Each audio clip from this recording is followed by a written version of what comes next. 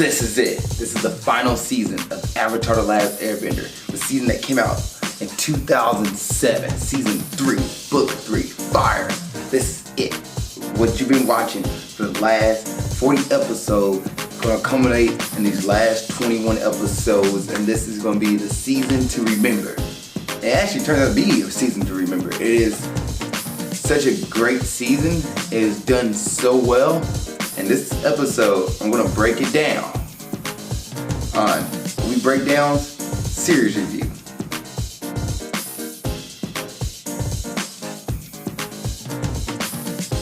What's up, world? Welcome to another episode of series review, Avatar the Last Airbender Season 3, the review I'm doing this time.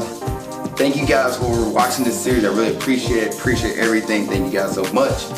And also, this is a spin-off of Movie Breakdown. So if there's a TV show you want me to watch, please put in the comment section. I'm going to do a little breakdown system of each episode from great, good, okay, and then you have bad and awful.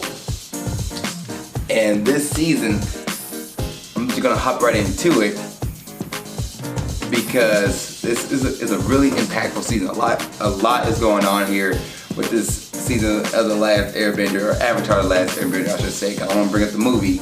We got to think of TV show.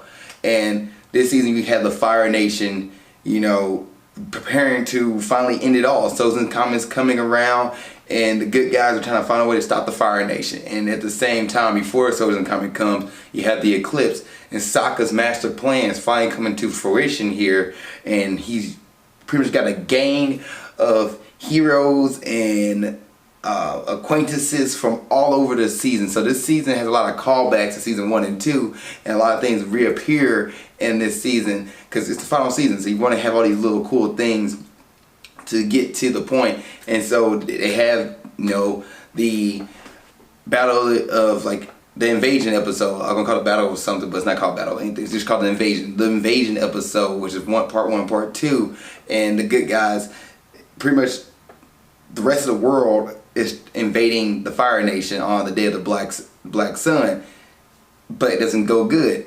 You also have Zuko finally becomes a good guy. He finally understands what he did was wrong, and he finally, after having everything, he realizes what he have is not what he really wanted, and he pretty much repents and becomes a good guy. He turns on a new leaf, joins the game. You also have the final fight scene with Avatar, Aang versus Ozai, who, by the way, you see for the very first time. The first 2 seasons, you didn't see the Fire Lord, and then you finally see him in this season, and you're like, oh my gosh, this is it. This is the guy that everybody fears so much. And you're kind of taken back for a moment. And you're taken back, and you expect him to look more grimacing and more menacing and more like a bad guy. He actually doesn't. Looks more like a good guy in this series, and that's one of the cool things I like about the Fire Lord, because he didn't look like this menacing character. He's just like a common dude, which shows you that anybody can be the person of power, the person of terror in this series. A few other notes here I want to go into before going into each episode. I do like how some characters have some closure. Katara has closure in this series. Toph has some closure in this series. Zakka has a really big blow up moment, and then he has closure as well. Matter of fact, Zuko even has his moment, and then you get to learn more about the Fire Nation. You get to learn more about how they think and why they think certain ways. And I think that's pretty cool for a series to not only show you the protagonist side and what people are dealing with the war, but it also shows you what the Fire Nations think, the antagonist side, and that people in the Fire Nation really don't think they're doing anything wrong with this war. They think they're spreading their goodness and spreading their positive mindset and their thirst for change into the world. In reality, the Fire Lord is using it to pretty much conquer the world. But the people are being taught something completely different, and not knowing what they're doing is really bad and harming other people. And a lot of Fire Nation people don't realize that, and that's why they're following. That's why the soldiers, and that's why the people are following this, because what they taught in school.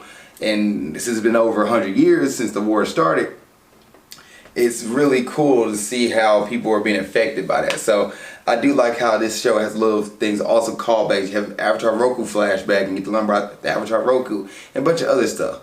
It's a really cool season. The artwork is great. The music is always great. Like, I talk about the music every episode because it matches the tone. When the show needs to be serious, the music's serious. When it needs to be goofy at times, the show needs to be goofy. The music's goofy. Also, the season doesn't have that many filler episodes and goofy episodes. Like, they have moments of things happening, but it's not really like as funny as goofy as in season 1, which is like super childlike and super kiddish. This show, season 3, is super serious in most of the parts, and it's more like explaining the storyline and understanding like, hey, this is what's going on, this is how we're gonna do this. And then you have moments like Zakka being goofy at points, and then Aang has an episode where he can't sleep and literally is just nothing but just shenanigans. But alright, let's go ahead and get into the season here. Also, I thought about doing a part 1, part 2 for this season, but it's a lot of stuff in the season, and it might be another hour episode, guys, so bear with me. But let's get it started. Episode 1, The Awakening. This episode's a good episode. So Aang wakes up on a Fire Nation ship, can't figure out what's going on. He panics and kind of find out the ship was taken over by Zakka and the rest of the gang. They escaped from Ba Sing Se after Aang gets shot in the back, and Aang's been out for a few weeks. He has hair now, and Aang is kind of like dealing with all this, and he doesn't know how to deal with it. The world think he's dead, and he just runs away again to clear his mind. And then he has some closure at the end of the episode where Roku and Yue visit Aang, and Aang's like, I failed, guys. And like, no, you didn't fail, Aang. You still have another chance to beat the Fire Lord. You still have a chance to win this war. Don't give up. So he has like an encouraging moment after having doubt. Katara and her father have their moment because they haven't met in forever. Well, on TV, even though on screen.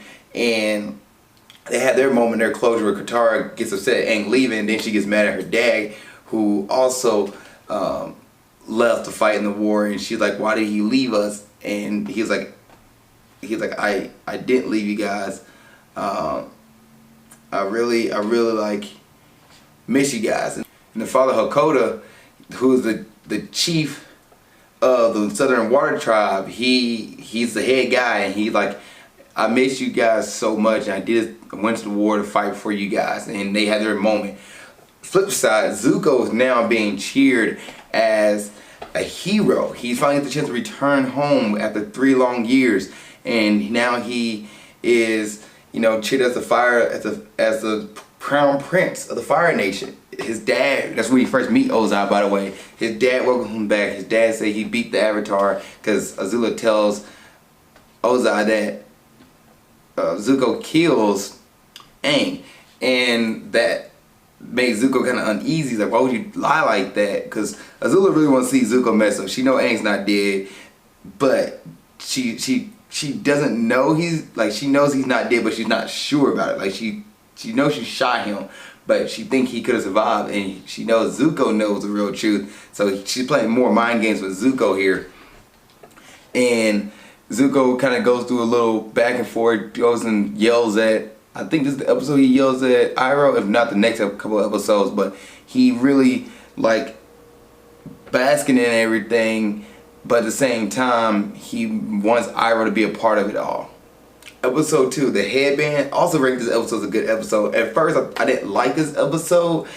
It's not really one I found this episode of the series, but it's a good episode. So after episode 1, the gang decided to split up from the rest of the crew because they was with almost like the Freedom Fighters and the Water Tribe soldiers all on this Fire Nation ship, where they decided to split up, and they're gonna meet up at the rendezvous point during the invasion.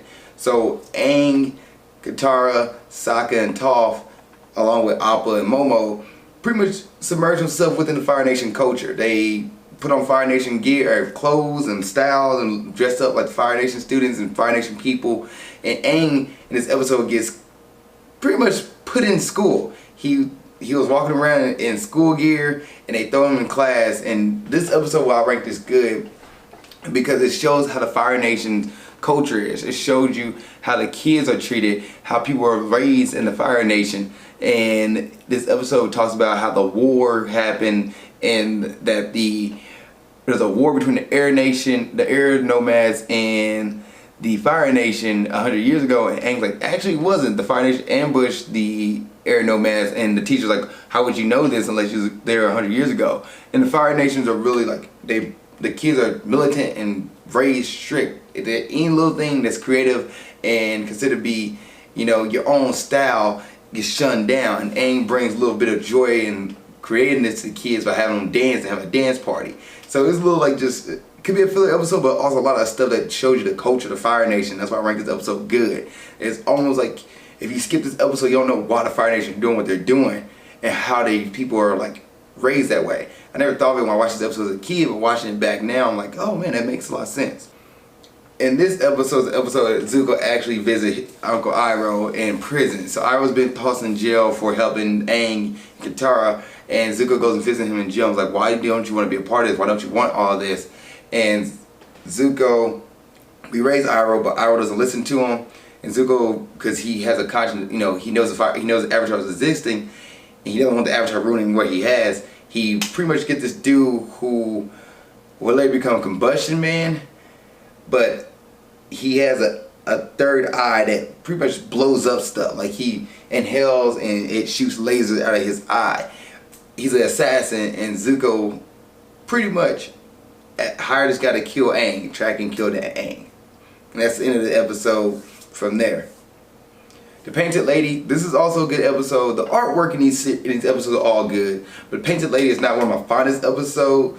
It pretty much doesn't really add to the series at all, doesn't add to the season at all. You can skip the Painted Lady episode and keep going, not miss a beat with season 3. However, the Painted Lady episode does show a little more Katara and how powerful she is and how her influence can help change a whole village. So this village is pretty much the village lives on water, for one thing. There's a village on water. They have their whole society on this lake or this river, but the river is pretty much getting polluted by this Fire Nation factory that's up the river, and people are getting sick, the animals are dying, stuff like that. So Katara, dressed as a spirit called the Painted Lady, and goes in and help the villagers out. Well, she gets caught by the gang, the rest of the gang. They're like, oh, okay, Katara, you gave Appa these berries of tongue. They turned his tongue pink and made him believe that he was sick, and then you're dressing up to be going rogue and helping out these people. Okay, we gotta help. So Katara, after the Painted Lady fights the Fire Nation or the fire soldiers from the factory with Aang, and Aang is using his airbending as Katara pretending to be doing airbending, and then she uses water bending. Pretty cool episode, really cool breakdown, but this episode is more filler than anything. You can skip this episode and not miss anything. Like, nothing about the Painted Lady episode adds anything to the story, nor does it really take anything away from the story. You already know who Katara is, caring and giving and wants to help out everybody and doesn't want to let anybody suffer. You already know about that. You already know that she's a powerful bender after season 1 and 2. So it's just more an episode for Katara to shine, because in this season she really doesn't have that big moment. Like, besides, I'll tell you about, she has 2 moments, but they're not like Aang and Zakka and Zuko level. They're just like, oh, Katara learns something new. Katara's having that one moment with her mom, but other than that, yeah. Episode 4 is probably one of my favorite episodes of the whole series. It's Sokka's Master. So Zakka was really feeling down on himself. He feels like he's not contributing to the team as much, especially after like a meteorite hit Earth, and Aang, Toph, and Katara pretty much work together using earthbending, waterbending, airbending. Of course, Aang's the Avatar, so he has all other bendings besides fire to put the fire out and put the meteorite out. While Zakka is kind of just being, babysitting Momo and Appa. And Zakka really feels down about that. He's like, I don't know, I don't feel like I'm really much of help for the gang. I don't feel like I'm doing much for you guys. And then Aang says like, oh, let's go, or Katara goes, let's go shopping. So they go shopping. Zakka sees a sword, and he's like, oh, that's a pretty cool sword. The dude's like, the owner of the shop, like, hey, that's Pandao, who's one of the greatest swordsmen of all time. That's his artwork. Check him out. And Aang was like, yeah, man, you need a master. Aang's like, I have masters. Katara has a master. Toph had a master, which is Badger Moles. Badger Moles? Yeah. And Zakka goes, okay, yeah, I'm definitely down with that. Alright, I'll go to this guy. So he goes to Pandao. Pandao takes him in, and Zakka pretty much trains the whole episode. He trains the whole episode, and then he tells Pandale that I'm actually Water Child, I've been lying to you, and Pandale challenged Zakka to a fight. It's a pretty cool episode, definitely worth watching. In the same episode, Iroh is training in the prison. So he's pretending to be like this dumb old man who lost everything. He's going senile in prison. But then every time the guard who comes in and antagonizes him leaves, he starts like doing things where he's like, okay, he's strategizing, he's plotting something. At the end of the episode, he starts working now and yoked AF pretty much. Like the dude is jacked. And now you're starting to wonder what's Iroh planning. So something's about to happen. So I like this episode because it kind of give you a little backstory on what Iroh's doing, as well as, you know, Zakka learning to become a master swordsman, which that's something he never was. He never had a skill of the sword. Yeah, he had his boomerang in his club, but he never was a master swordsman. And now he learned how to become a master swordsman. And it's a pretty cool episode. And this sword, which is used, it's a black sword he used from the meteorite, shows up much more throughout the series, throughout this season. And by the way, the Zakka Master episode, I ranked it great. And then this next episode, The Beach, is also a great episode. So in this episode, you get Zuko, Mai, Ty Lee, and Azula, who goes to Emperor Island, and they go there for a vacation. While on vacation, they pretty much learn that on Ember Island, nobody cares about them. Nobody knows who they are. So they pretty much get to be like normal people at this point, normal teenagers. And they try to play sports and stuff like that. And then they get invited to this party. Zuko may get into it. Ty Lee, who's attracted to all the girls, so Azula gets jealous of Ty Lee. It's a really weird episode because it doesn't add, well, it does add to the story, but at the same time you get to see a little backstory behind the main antagonist of the show. And Mai has her moment while she's gloomy. She tells like her parents like made her not step out of line, made her repress her creativity and her feelings. Ty Lee is like one of 6 children who all look the same, so therefore she does things to make herself stand out. That's why she joined the circus and has these different techniques. And then Azula just evil, pretty much. Like she even said her mom, who she has a moment where she's like, my mom thought I was a monster. Like she was right.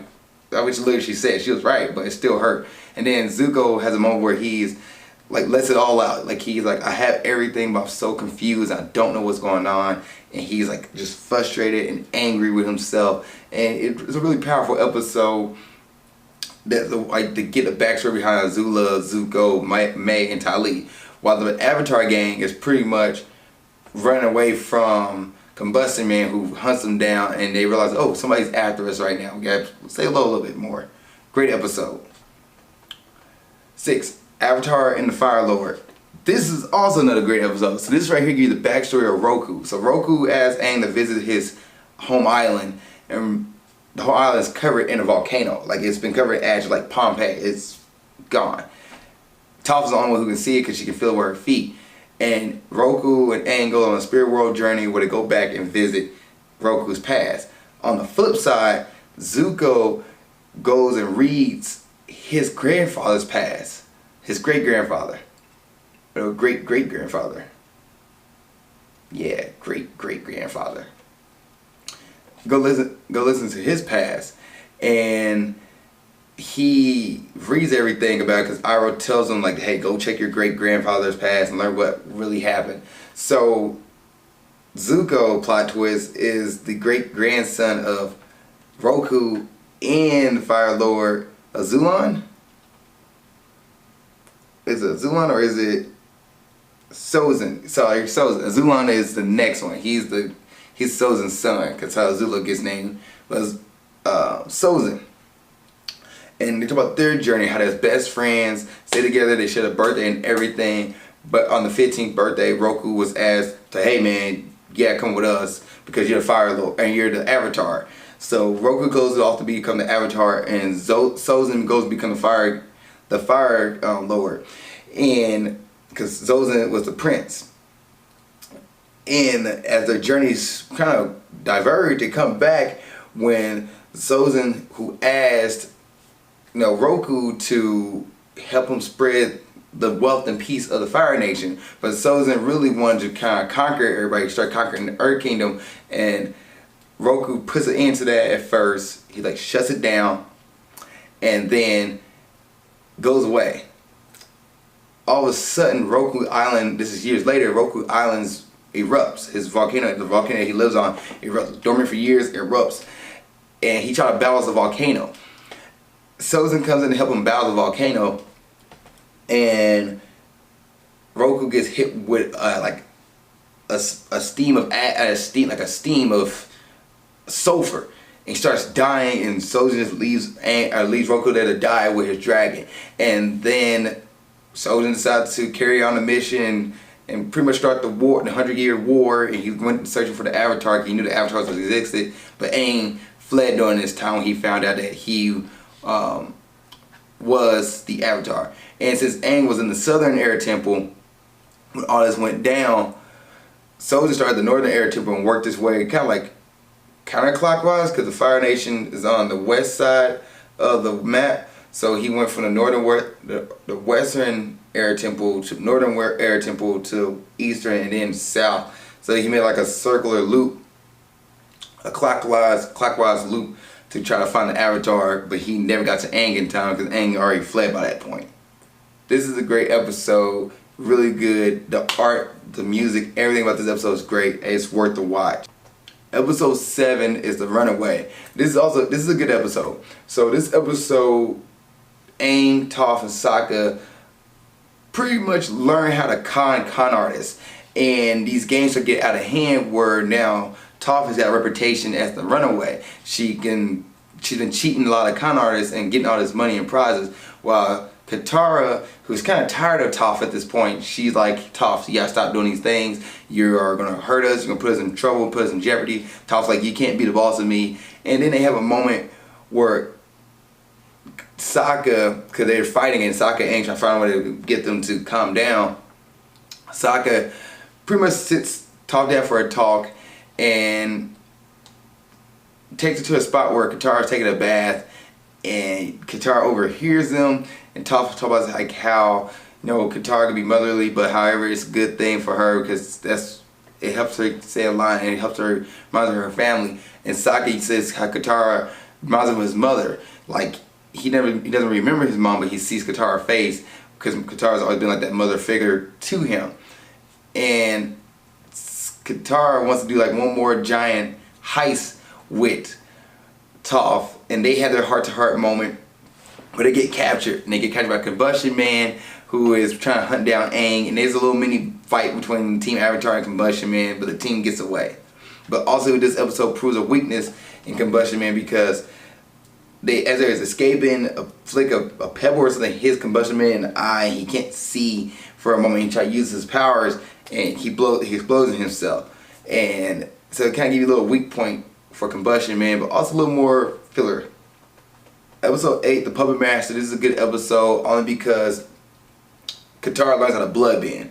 So Hama, who is a Southern Water Tribe lady who escaped the siege of the Southern Water Tribe, the Fire Nation, years ago, escaped and been living amongst the Fire Nation, and she's been practicing water bending and taking life out of like plants and other things to survive. And she's been kidnapping Fire Nation people and putting them down in like this prison underneath the ground during the full moon. Well, the game finds out about this after finding out that she's Water Nation, find out about this, and Katara fights the old lady, and yeah, it's a pretty cool episode. A lot of blood bending, really cool Katara episode.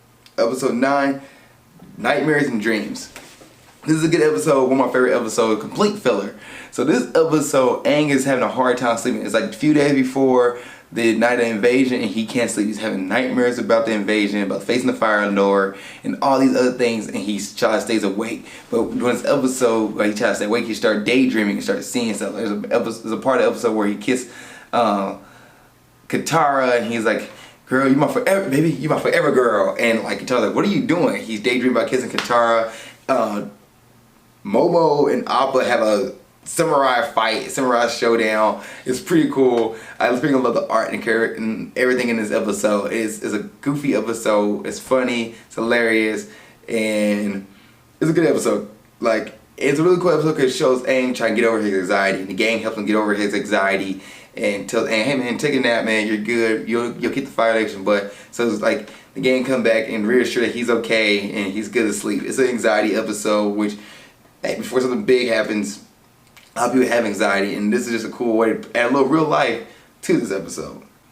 So season 3 is like a tale of two seasons.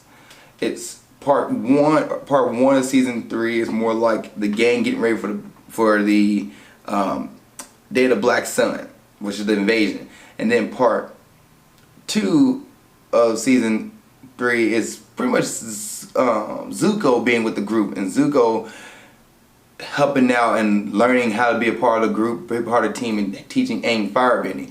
But episode 10 and 11 go hand in hand because it's part 1 and part 2 of the Day of the Black Sun.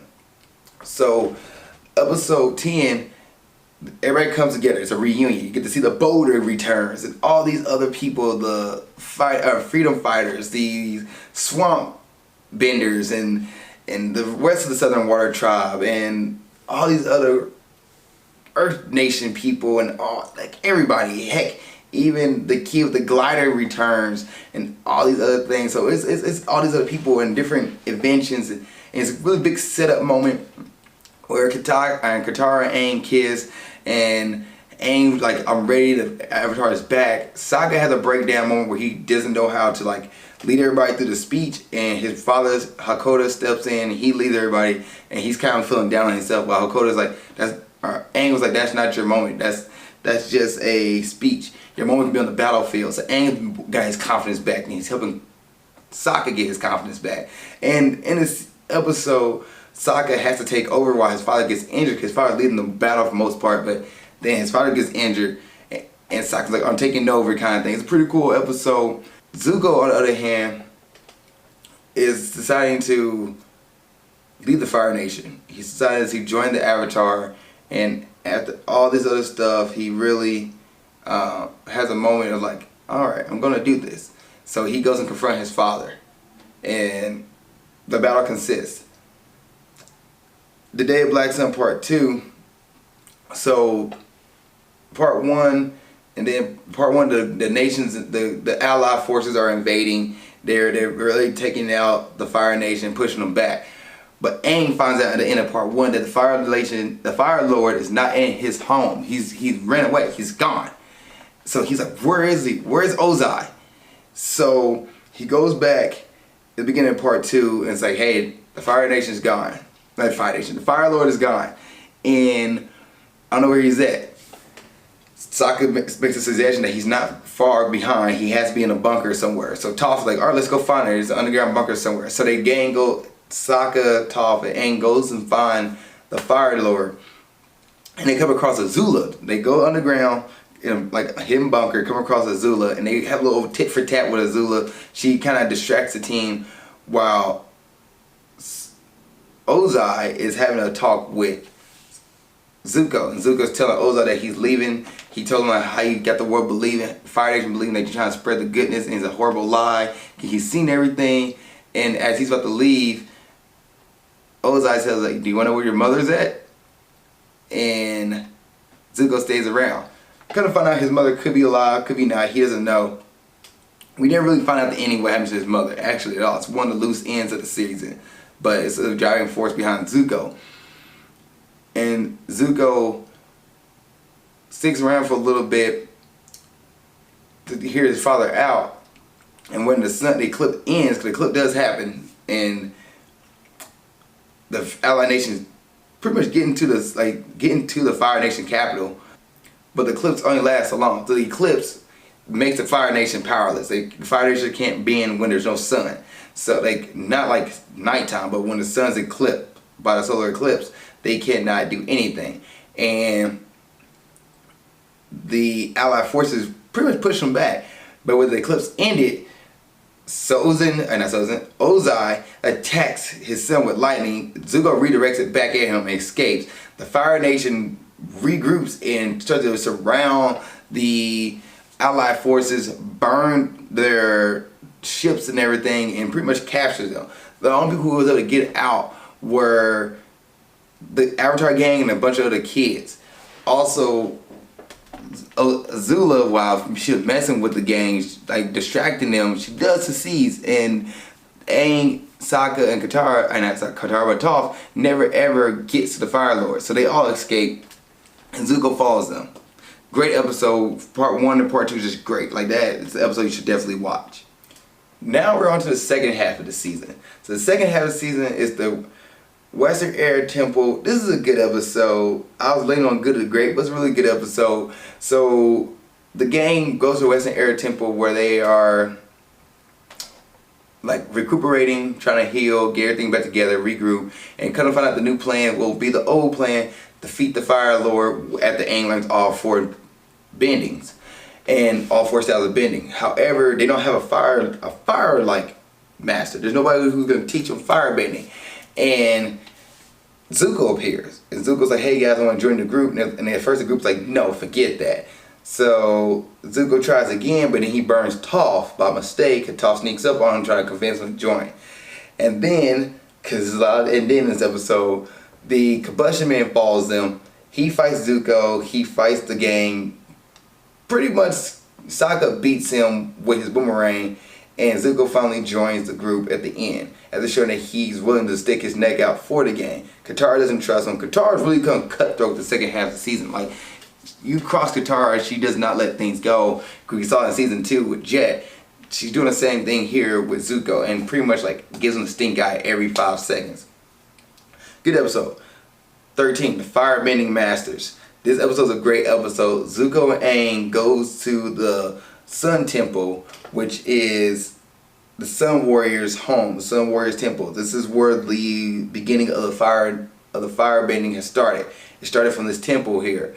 At the beginning of the episode, Zuko can't firebend anymore because he's not using anger to pretty much feed his fire. He doesn't want to use that. Aang doesn't know how to do firebending, so he's like, eh.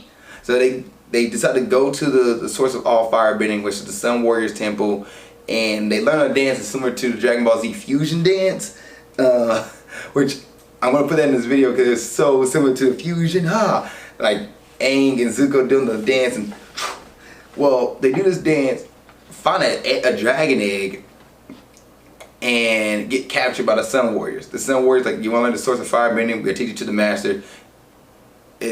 I can't think of the dragon's name right now. Ran and Cheech, maybe? I'm probably wrong on that. Sorry guys. But the dragon is really not that important. However, Aang and Zuko are given this fire of eternal life or eternal fire to like take up to the dragons and give them as like a tribute. And the dragons think they're worthy, then they would teach them firebending. If they're not, they'll get devoured. So they're sitting here, and their fires both go out because Aang fire goes out because they don't know how to keep it lit for long, and Zuko gets knocked out by Aang, and the dragons come out and they start circling them, and Aang is like, "I think we should do the dance," which is a pretty cool scene where they're dancing with the dragons, and when they finish the dance with the dragons teach them the source of firebending and all the different types of fire and the emotions with fire and all these things, and Aang and Zuko both realize it. It's a pretty cool scene, pretty cool visual, awesome episode, great. Episode 14 and 15, these both episodes are great episodes. It's the Boiling Rock episode. Now this is probably like in season 3, the second half, probably one of the best things of season 3 here. Sokka and Zuko decide to go to the Fire Nation's most notorious prison. So Sokka asks Zuko, "Where did they take my father? You have to know." And Zuko's like, "Hey man, you don't want to know, it's not a good place." But Sokka's like, "You gotta try." So Zuko, using the war balloon that Zuko rode in, takes Sokka to the Boiling Rock, which is a prison inside a volcano, a live volcano that's pretty much, the water's boiling at all times. And the only way you can get there is from a rail system that sends you into the prison. Well, Sokka and Zuko gets in by pretending to be Fire Nation soldiers and prison guards. In this episode, part 1, they're looking for Sokka's dad, Hakoda, but he's not there. However, Suki is, because she was singled as the leader of the Kyoshi warriors. So she's there, and she's in the prison. And Zakka's like, oh well, our journey's we're not out of luck. We at least have somebody who we can take back with us and free out. Well, this guy named Chit Sang, who is pretty much minding his own business, is a target of the prison guards, just bullying, and he gets tossed into this thing called the cooler. So the cooler neutralizes all firebending. You get put in the cooler, it's cold. You can't firebend in the prison. Chit Sang firebend, so you get tossed in the cooler. It's like a punishment. Well, as Zakka, this plays a part. Zakka goes and tries to talk to Suki in his prison guard outfit, and Zuko, who's a prison guard, try to protect Zakka. Well, when he does that, the other prison guard try to go into Suki's cell, but Zuko won't let them. He fights the prison guard and realizes this is some imposter, and Zakka pretty much helps arrest Zuko for cover. However, knowing that he's a Fire Lord, the Fire Lord's prince, Fire Nation prince, he gets discovered really easy, which caused Mai, Azula, and Ty Lee to come to the prison. And the prison warden, by the way, is like this really bad dude. Like, you just don't mess with. Don't mess with him. Don't cross the prison ward. He hasn't anybody escape, and he's not gonna let anybody try to. Well, back to that cooler. Chit Sang, Zuko,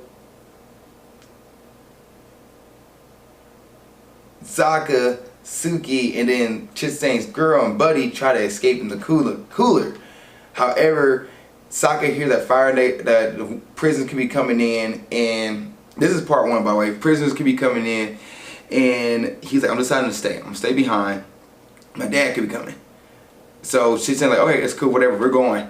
So they go. However, it's super hot in the water. They're sweating up a storm, and Chit Sang tried to roll the metal, and burns himself, which caused the prison guard to look on this, and they're like, okay, we got somebody else here, because there's no way these guys can do that and get out. There's somebody here as a prison guard who's also another imposter. So Sokka's cover about to get blown. However, his dad Hakoda does appear at the end of the episode, part 1. In part 2, the gang got to find a way to get out. Zakka hasn't been blown cover because Chit Sang won't rat him out.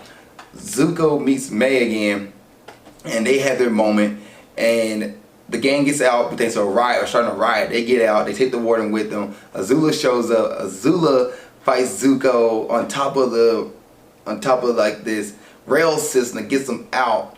Kind of like a sky rail, like, you know, if you go skiing and you go like up to the top of the mountain. That's what this kind of is, but it's more like a cart. And they're fighting on top of the cart. Then Sokka's helping. Suki fights Ty Lee. It's a pretty cool episode. Pretty cool stuff going on. And Mai decides to betray Azula. She turned her back on Azula. And Azula's like, what the heck? Why would you do that? And she's like, I love my boyfriend more than I'm afraid of you. And Ty Lee, because Azula about to like go in on Mai. Because thanks to Mai, the gang escapes. They all got out. They get back home. Azula about to go in on, like, use her firebending and about to go in on Mai. There's a pretty cool scene where Mai's like, yeah, I love my boy. You messed up. I love Zuko more than I hate you, or more than I fear you. And then she goes, wrong. You should have feared me more. And Ty Lee just pop, pop, like take Azula out. It's one of the coolest moments because it's so shocking. You don't see it coming. And Azula just kind of starts her mental breakdown. But Azula tosses her friend in prison. And the gang gets away. It's a pretty cool episode. Pretty cool. It's great. Great all around. The music, tone, everything about it is great. Also, just because I have Avatar the Last Airbender up in the background here, over in the corner, the episode where Roku is fighting, or the Avatar and the Fire Lord, episode 6, I've got to mention that Roku does, you know, he dies fighting a volcano. Well, in season 1, if you remember, Aang fights a volcano. I'm not even sure if it's episode 6 or 7, whatever the episode is, but he fights a volcano. So Aang, the Avatar, gets that one up back against the volcano. So the volcano versus Avatar is 1-1. Alright, but that's episode 14, 15. Episode 16, the Southern Raiders. This episode really shows Katara like dark side. And Katara wants to find her mother's killer. And Zuko's like, I'm gonna help you, Katara. So Zuko helps Katara find her mother's killer. And Aang's like, Katara, don't use violence to do this. You don't need to. And Katara's like, no, I need to. This is how I'm gonna get it. And Saga and Zuko's like, hey, Aang, just let Katara figure this out on her own. So they go and hunt down the southern raiders, which is like a gang of like a soldier of the Fire Nation, like a part of their military. You find out that the guy who was the one that raided Katara's village is not in charge of it anymore. They go hunt him down, and this really cool moment where Katara is able to pretty much stop rain and hold water in place, and about to use it as an icicle and kill this guy. She doesn't do it, but she wanted to see what her mother's killer looked like, and she kind of get her completion. She got closure is the word I'm looking for. She finally get closure. It's a great episode. Literally, the second half of the season is great. And then the Ember Island players, I actually rate it as effing great. Yeah, I said it. Effing great. This episode 17, is a recap episode of the whole series. Probably one of the best recap episodes I've ever seen in television history, on cartoon, where it's anime. Because anime throws you like, oh, we just do a flashback and everything. No, this episode was an episode where the gang, Aang, Sokka, Zuko, Katara, Suki, all get to see like themselves portrayed. Toph as well, she get to hear herself portrayed on the, not a big screen because not watching the movie, but on like a play. So they get to see a play of themselves. Speaking of which, in episode 16, which is the beginning of the episode, it's really quick, there's a battle where Azula does chase down the gang and they have to flee from the Western Air Temple. And a moment where Zuko saves everybody again by fighting Azula, and you think Azula's gonna die, you think Zuko's gonna die, but they both get rescued. Azula be able to get herself out of situations, but the gang have to flee again to the Ember Island because nobody knows who they are there. Everybody's buying their own stuff. But anyway, the episode 17, the Ember Island players, is just pretty much complete satire of Avatar the Last Airbender. It's just making fun of itself in every bit way. Like my friend and I, we have this joke where we're like, we should forget what we're doing and go get some tea, which is Iroh telling to Zuko, and Zuko goes, how could you say that? And everything that Zuko character does is like, my honor, honor, honor. It is so great. Wow. Aang is a girl, and Aang's like, what the heck? But that's what he's portrayed like a girl. Like he has feminine qualities, and he looks like he's not like bulky and everything like a protagonist of any anime would be. He's more skinny and just lean, and because one, he's just what he is. But the show portrays him as a girl, and they get their notes from like all the side characters, like the cabbage guy and a bunch of other people and people who've been around Aang and Sokka and Katara throughout the journey. So Katara is like this whiny, crying lady all the time, and Sokka's just dry with jokes and talk about meat and stuff like that.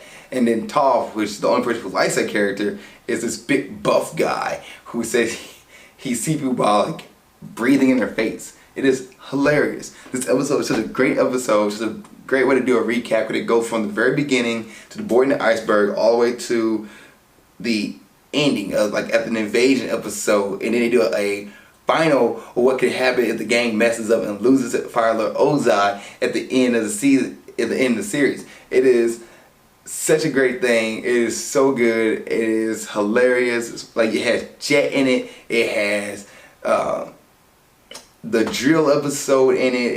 It's so much in this episode. So much. It's so good.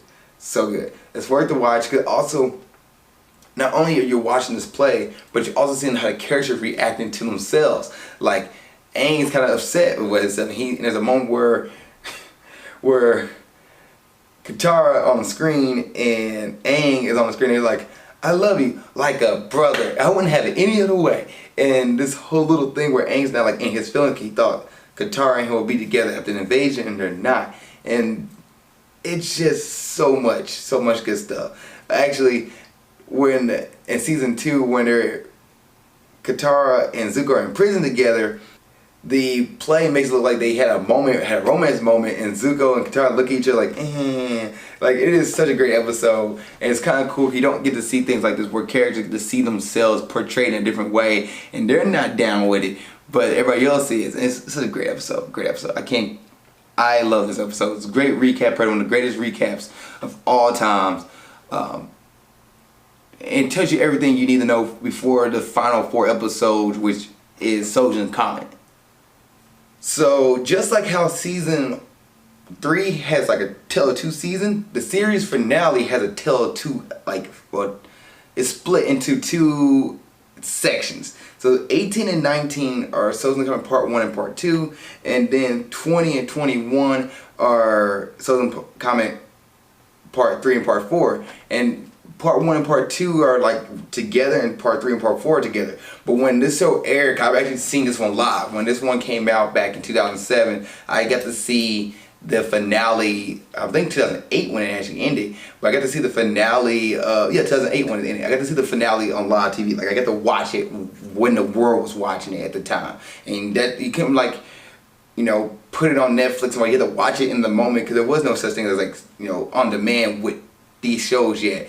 And I remember watching it. It was a 2-hour episode, and they had it back to back. And I didn't realize now they kind of had the box set that there was 4 separate episodes, because the show just had it. Nickelodeon had it go back to back to back. It was like every commercial came back, new things, like a 2-hour event. It was worth it though. So part 18 and part 19, the gang is kind of chilling, playing around. They wasn't expecting to fight the Fire Lord yet, but Zuko, who kind of runs after Aang and like, hey, you gotta start training, man. You can't joke around anymore, because Sozin's comment is like in a few days. And they're like, well, yeah, we know that, but we're gonna plan on fighting. That's what Aang and Zakka tell Zuko. And Zuko's like, y'all don't want to do that, because my father's planning on using the power from the comic to pretty much destroy the world and end the war forever. So the gang's like, all right, we gotta learn how to fight the Fire Nation. So they start practicing and everything, and then it comes down to Aang has to kill the Fire Lord. And Aang's like, I don't want to kill him. So Aang is trying to figure out how to beat the Fire Lord without taking his life, and he goes off on a spiritual journey in a way. He gets on the back of a giant, like, I call it island turtle, a lion turtle, with the show called a giant lion turtle, which is a pretty big thing that only Aang got on top of it. He only showed up for Aang and then left. So Aang goes on top of him, and Momo goes on top of this giant lion turtle, or turtle lion, and the rest of the gang is looking for Aang. They're like searching all over the place, and they finally go meet good old June, who hunts Katara down in season 1. She comes back, and they go find Iroh. And also in this episode, in this 2-part episode here, it's all great, by the way. It's just great. 2-part episode here, Aang is talking to his past self. He talks to Roku, he talks to Kyoshi, he talks to a few more avatars, another airbender, and they all kind of tell him, like, you have to be quick, decisive, and you pretty much gotta do it. Kyoshi's like, you should just kill him. And Roku's like, I would have done the job, this would never happen. So they're kind of telling him bad advice, but this turtle lion, he tells Aang something completely different, and shows Aang something completely different, which we don't get to see what it is until later.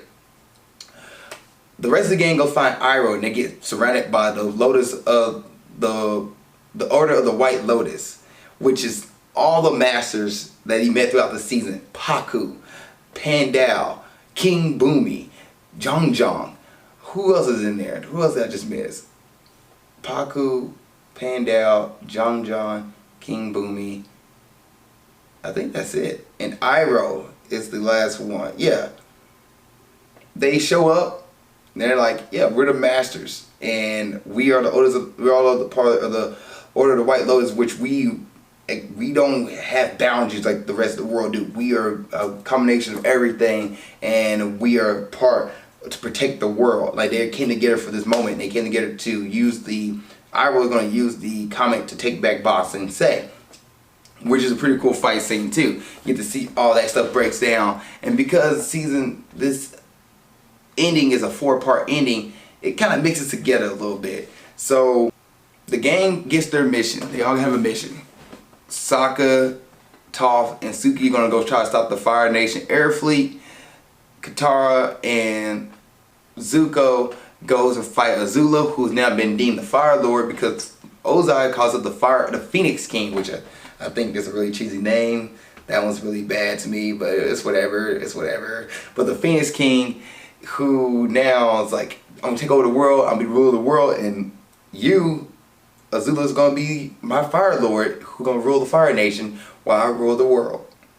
And Azula was like, okay, thanks, Father. But she's starting to have a breakdown because two of her most loyal people betrayed her. And throughout this season, throughout this episode here, these final parts, she's pretty much getting rid of everybody. She's banishing everybody who shows up late, anybody who does one slight thing to disobey her. Like one lady left a pit in a chariot and she kicked her out because she's like, you could have killed me. Ridiculous. And then she has a moment where she sees her mom and then has a talk with her mom and just really breaks down, just gone mental, gone insane. And unlike Daenerys Targaryen in Game of Thrones, this one played out a little more, a couple episodes. Like in Game of Thrones, it's so abrupt, and this one you saw like in the season how she kind of thought about her mother a little bit more. Azula talked about like her friends left her, and then so when this final season happened, she also thought her dad's gonna leave her too. Her dad was like, I'm going off on my own, Azula, you're not gonna be with me, you're gonna sit behind. She's like, what, you can't treat me like Zuko? He's like, Azula, calm down. I'm putting you as Fire Lord. I'm about to handle business out here. That's what Ozai said. He put it down. He's like, bow. But anyway, so Azula's like, okay, and she's now got all this power and she's going insane a little bit. So Zuko goes off to fight her. Aang comes back to fight Fire Lord Ozai. And the Order of the White Lotus fights Ba Sensei. And just epicness all around. So Ba Sensei is probably one of the quickest things to get taken over. The Order doesn't have any issue whatsoever. Zakka, Toph, and Suki goes a little problems here and there, but they get taken care of the Fire Relations fleet. They take down one ship at a time. There's a moment where Sokka's like he's about to die, Toph's about to die because Suki's gone. She got left on another ship, but she comes out and make this miraculous save out of nowhere. But there's a sad moment where Toph can't see anything and she's hanging like in midair, and Sokka has her arm, and he's like, I think this is it, Toph. There's nothing but no boomerangs coming back, no swords coming back. We're done here. And Suki comes out and saves the gang. So they take out the Fire Nation air fleet. One of the coolest fight scenes I think in cartoon history is Azula versus Zuko in the Agni Kai, like the final Agni Kai. The music is great. There's a part where it's literally like no words and you just hear the music and the sound of fire. And the directors of the show, the creators, they did a great job with this, because you see them doing the martial arts stances and the moves, and you hear the fire bending coming out, and this just silent, but the tune behind it's like a very simmering song, and it's really like an epic battle music, and it's so cool. And you see the art and the color and the variations, and Zuko's like taking shot for shot with Azula, and it is so cool. It's such a cool episode. The fight scene, the final Agni Kai. Heck, there's another part, like, cause it's a 2-part thing. They even start a battle where they go at it. It's pretty dang good. But that moment is probably one of the best moments of Avatar. Kid you not. Like, probably one of the best visually, choreographed, the 2D artwork, everything, the music, the tone, sound effects, magnifique. Then you have Katara, who gets involved in that fight, by the way, with Azula and Zuko, because Azula's like cheated. She realized that she's losing this battle and she can't fight her brother in this state, so she decided to strike Katara, and Zuko jumps in the way, gets taken like a bolt of lightning straight to the chest, and he directed it off, but he takes majority of the heat.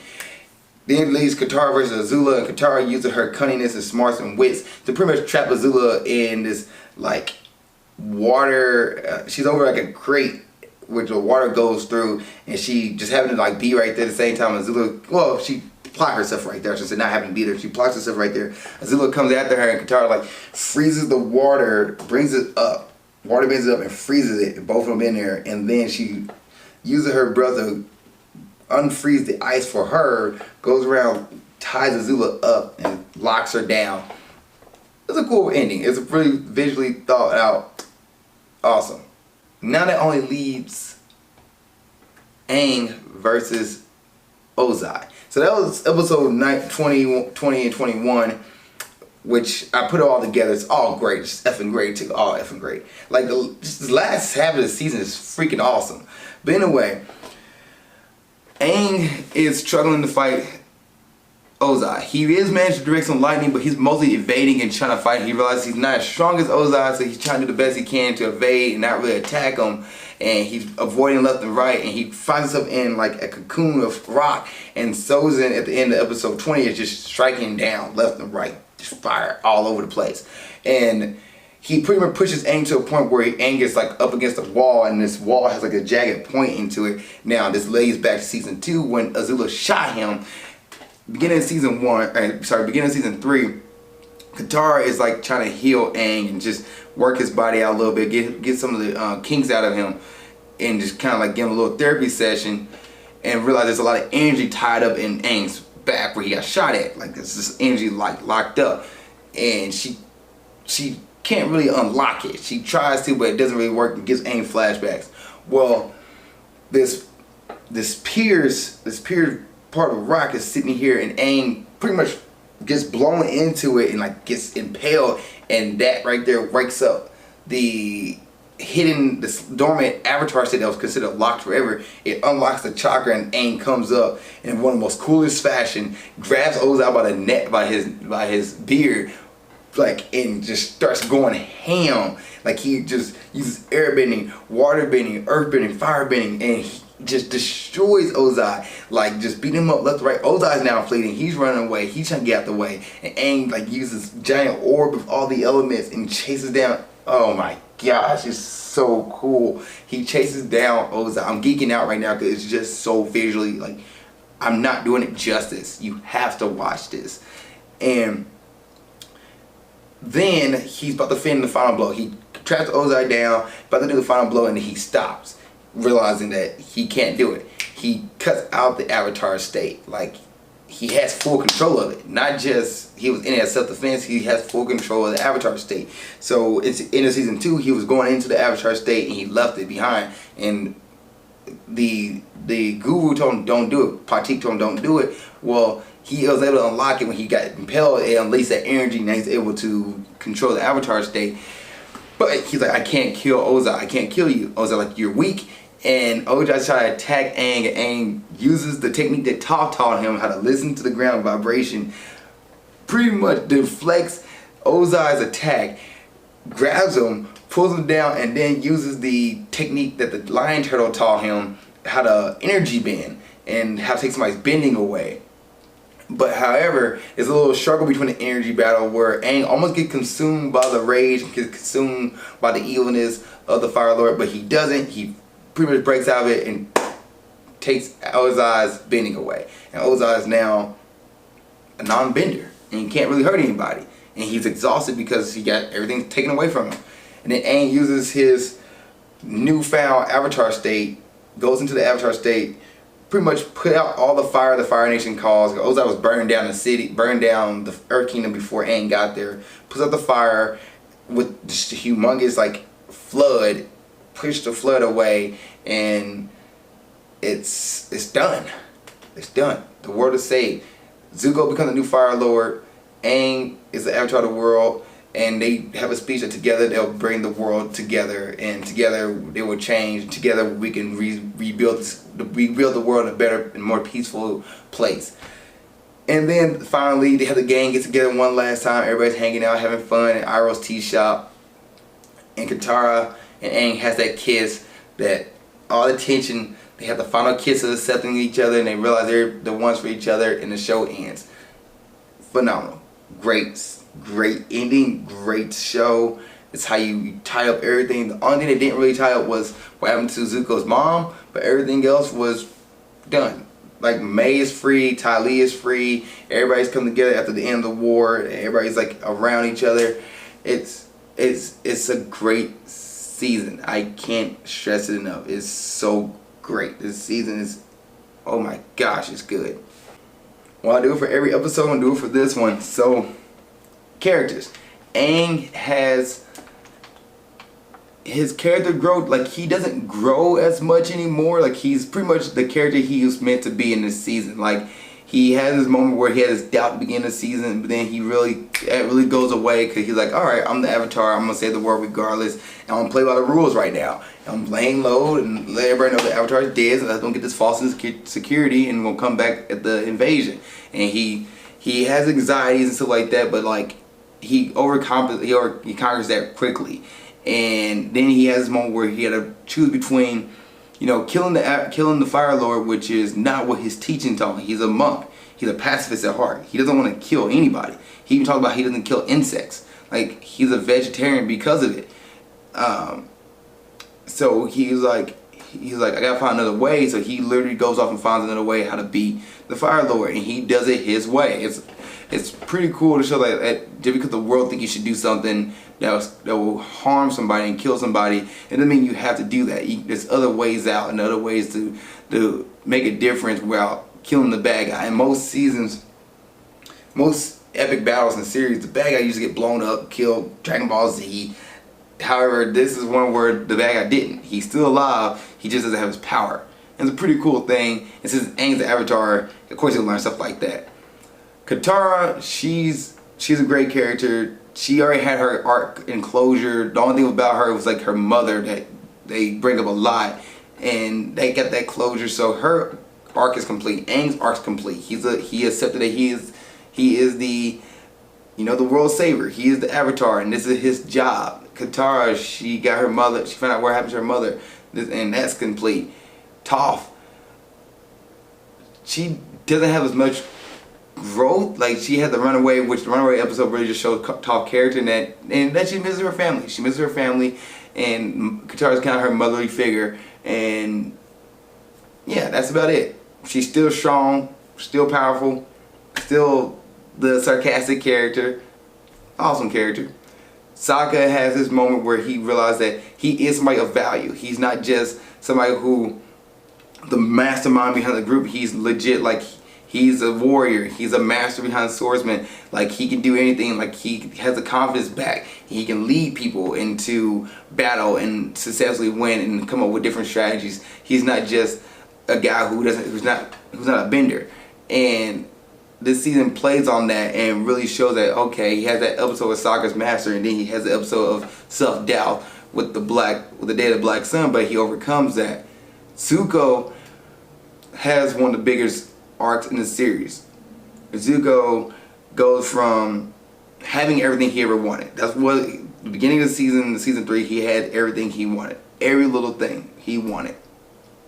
And he realized that's not the right thing. He throws it all away. Having everything he wished for, it really wasn't what he truly wanted in his heart. He throws it all away because Iroh, he looked at as a father. He wanted pretty much, you know, be with Iroh, have Iroh, like, you know, continue to look up at him, don't look down on him. And he wanted to find a way to get Iroh to forgive him, and Iroh did forgive him. There's a really a big moment in the finale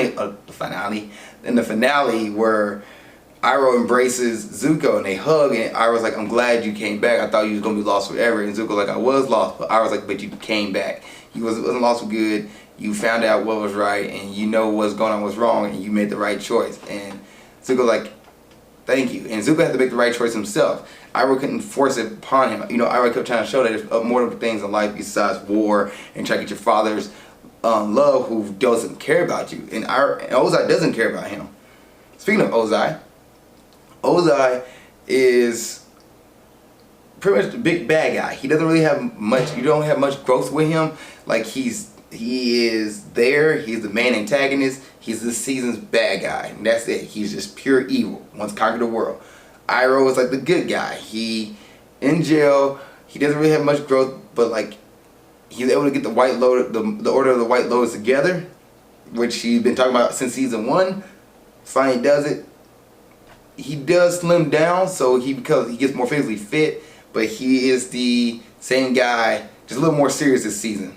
Well, he's also in prison, so he can't really have time to be joking. Azula, she really, how to say this?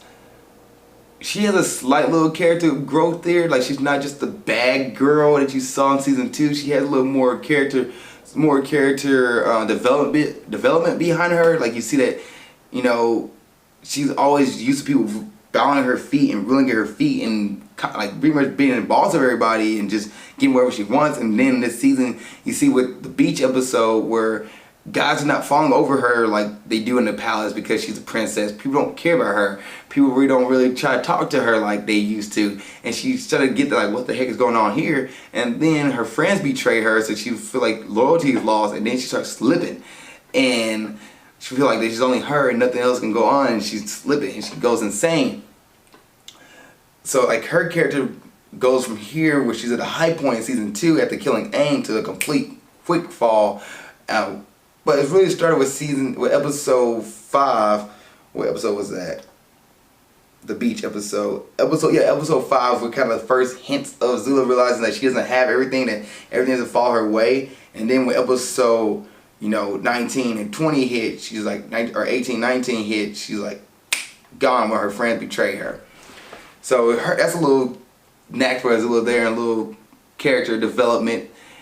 And then May and Ty Lee kind of being like, pretty much taking their own and being like, I am who we are, I am who I am, I'm no longer just gonna follow Azula's will. Is something that's pretty cool, and see like them get a little growth there besides just being the lackeys behind Azula. And that May's Zuko's girlfriend, which you just get tossed into, by the way, beginning of season 1, or not season 1, but episode 1, season 3 here, they just, oh, okay, they automatically a thing. I did not see that coming, but sure.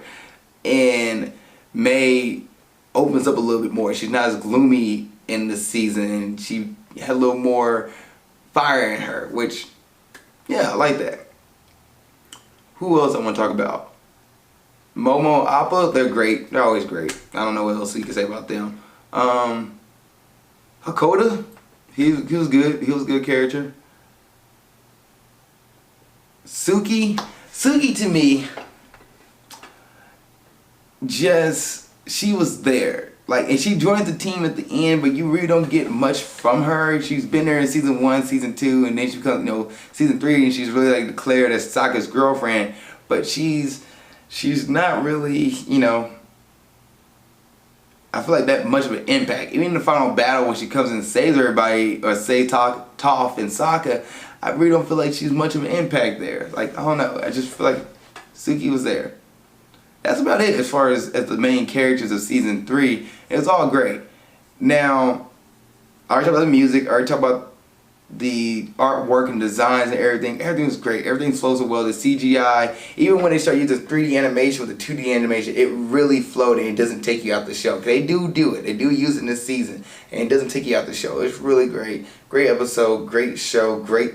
This season is really great. It's awesome. Probably one of the best ending to a series I've ever seen, and people still watch it to this day because it was so good. It gave you everything, so much closure, so much worth it.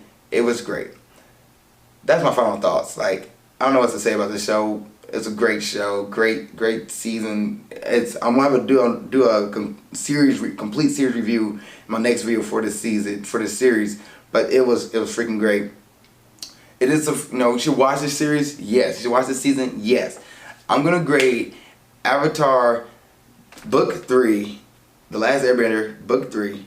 I'm grading it an A+.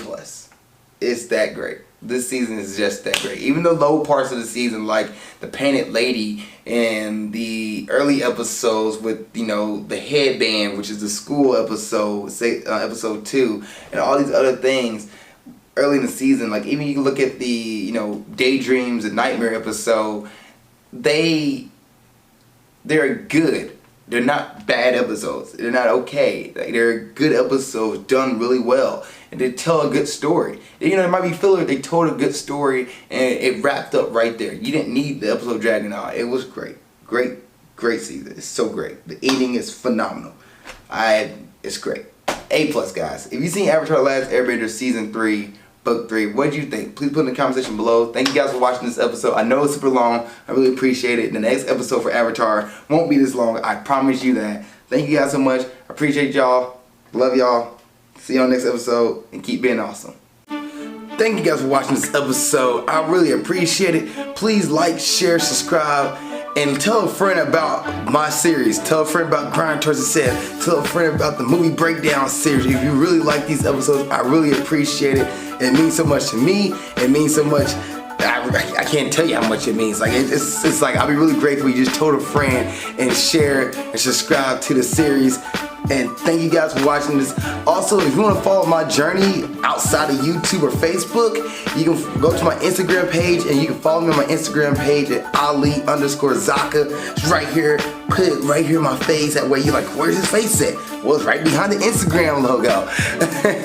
Yeah, but you can follow me on my Instagram page. And also, if you want another episode of Grind Towards Success or movie breakdowns, you can watch the episode of Grind Towards Success right here. You can watch the last episode of movie breakdowns right there. Thank you guys for watching. I really appreciate it. See you guys next time. Keep being awesome.